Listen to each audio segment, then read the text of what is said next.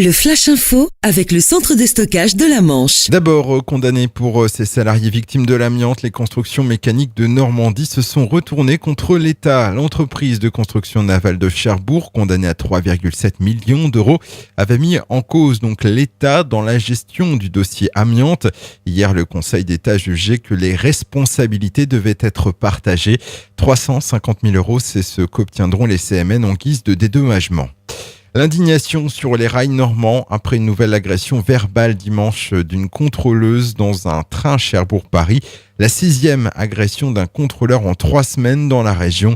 Les agents SNCF font valoir leur droit de retrait. Le trafic risque d'être perturbé encore aujourd'hui.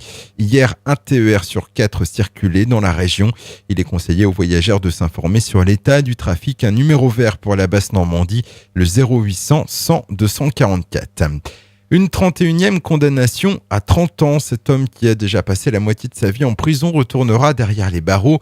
Il a de nouveau été condamné à 4 ans d'emprisonnement, dont 2 mois ferme. Le mois dernier, il avait volé une voiture, commis divers délits routiers, puis frappé un autre homme à coups de batte de baseball. Et lui aussi, il cumule les délits, excès de vitesse, poursuite et stupéfiants pour un jeune conducteur de 20 ans. C'était dimanche dernier, d'abord contrôlé à 80 km/h au lieu de 50 en agglomération cherbourgeoise. Il refuse de s'arrêter et prend la fuite. Les policiers finissent par le rattraper. Le jeune homme a été contrôlé positif aux produits stupéfiants. De plus, s'il n'avait plus de permis de conduire, il n'a pas pu présenter la carte grise du véhicule. Le contrôle technique n'était plus valide. Enfin, la voiture n'était pas assurée. Il fera l'objet de poursuites pénales.